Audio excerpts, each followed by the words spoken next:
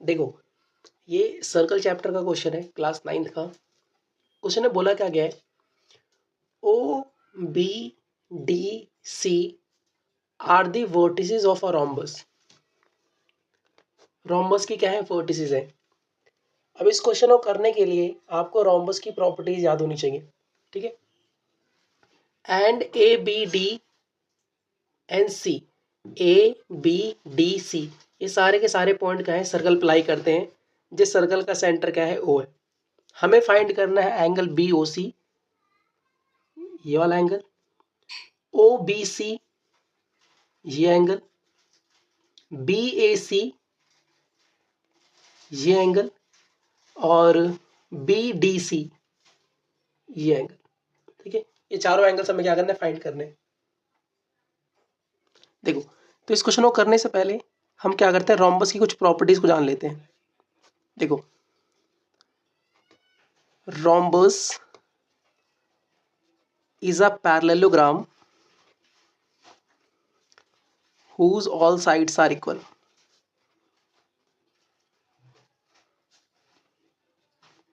ठीक है। और एक रोम्बस के पास एक खास बात और होती है कि diagonals of rhombus, diagonals of a rhombus bisect each other, bisect each other at 90 degree. ठीक है। सो रोम्बस एक ऐसा पैरेललोग्राम होता है जिसकी ऑल साइड्स इक्वल होती हैं, और दूसरा रोम्बस के जो डायगोनल्स होते हैं वो 90 डिग्री पे क्या करते हैं, बाइसेक्ट करते हैं। अब अगर रोम्बस एक पैरेललोग्राम है तो पैरेललोग्राम की जितनी प्रॉपर्टीज होती हैं वो सारी की सारी एक रोम्बस सेटिस्फाई करता है। ठीक है। अब इस क्वेश्चन को स्टार्ट करते हैं। सबसे पहले हम क्या करेंगे, कंस्ट्रक्शन। कंस्ट्रक्शन देखो, आपको क्या करना है, जॉइन ओडी। हम क्या करेंगे, ओडी को ज्वाइन कर देंगे आपस में। ठीक है।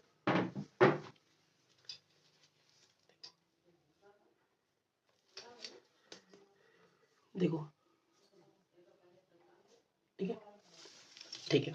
अब बताओ, O B D C, O B D C, ये हमारे जो है एक रोम्बस बना रहा है। ठीक है।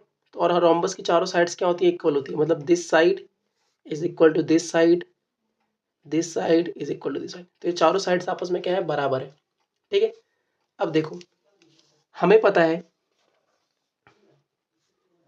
देखो, O B is equal to O C is equal to B D is equal to C D. ये चारों साइड्स आपस में कैसे हो गए, बराबर हो गए। अब देखो, यहाँ पे जो ओ बी है वो हमारा क्या है, रेडियस है। ओ सी हमारे पास क्या है, ये भी रेडियस है। अब अगर बी डी और सी डी ओ बी और बी सी के बराबर है तो ये दोनों भी क्या हो जाएंगे, रेडियस हो जाएंगे। और ये भी क्या हो जाएगा, हमारा रेडियस हो जाएगा। ठीक है। अब आप बताओ, क्या जो ओडी है, क्या ओडी जो हमारा है, क्या वो एक रेडियस नहीं है। ओडी भी हमारा क्या है, एक रेडियस है। देखो, ओडी ये भी तो एक रेडियस है। तो अगर ओडी भी एक रेडियस है तो क्या ओडी भी इन सबके बराबर नहीं हो गया। तो इसका मतलब there four OD is equal to O B is equal to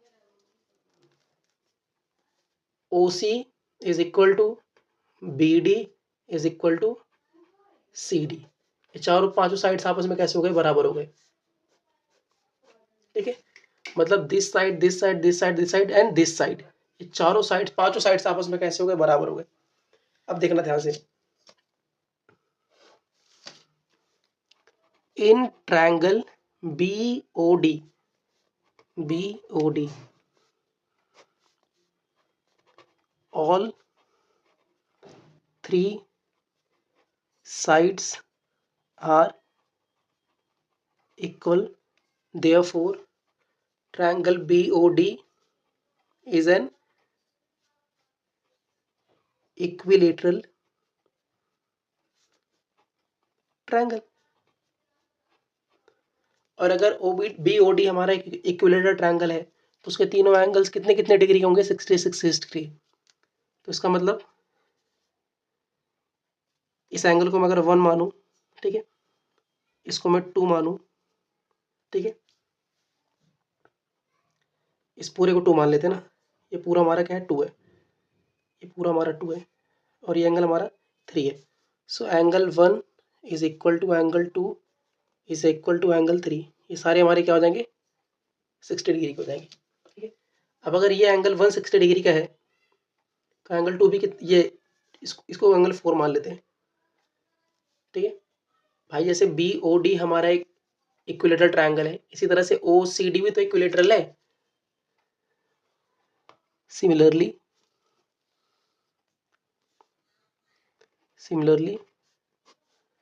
triangle O C D is also an equilateral triangle, ठीक है। OCD हमारा कैसा होगा, इक्विलेटरल ट्रायंगल हो गया। तो ये 4 मान लेते हैं, इसको 5 और इसको 6। देयरफॉर एंगल 4, एंगल 5 और एंगल 6 ये सारे कितने हो गए, 60 डिग्री हो गए, ठीक है। अब देखो हमसे पूछा गया था एंगल BOC कितना होगा, BOC। तो BOC बताओ, एंगल BOC जो है वो एंगल 1 प्लस एंगल 4 को मिला के बन रहा है और दोनों की वैल्यू है कितनी हमारे पास, 60 डिग्री। तो हमारे पास कितना हो जाएगा, 120 डिग्री, ठीक है। अब देखो BOC अगर आपका 120 डिग्री है तो एंगल BDC भी क्या होगा, 120 डिग्री। देखो अगर ये एंगल पूरा 120 डिग्री का है तो ये भी कितना होगा, 120 डिग्री का। अब इसका रीज़न क्या है, क्योंकि BOCD का अगर हमारा रोम्बस है और रोम्बस एक पैरेललोग्राम होता है और पैरेललोग्राम में जो अपोजिट साइड्स होती हैं वो कैसी होती हैं, बराबर होती हैं।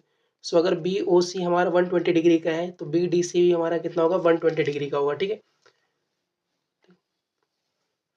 तो BDC हमारा कितना हो गया, 120 डिग्री का। दूसरी बात, अब देखो कोई भी आर्क सेंटर पे जितना एंगल बनाती है, देखो कोई भी आर्क सेंटर पे जितना एंगल बनाती है उसका हाफ एंगल वो रिमेनिंग पार्ट ऑफ सर्कल पे बनाती है। सो अगर ये एंगल हमारा 120 डिग्री का है तो उसका हाफ ही हो जाएगा, मतलब 60 डिग्री का। तो यहाँ से हमें क्या पता लग गया कि BAC, देखो हमें BAC भी फाइंड करना था ना, तो BAC हमारा कितना हो गया, 60 डिग्री। सो एंगल BAC हमारे पास हो गया 60 डिग्री, ठीक है। अब देखो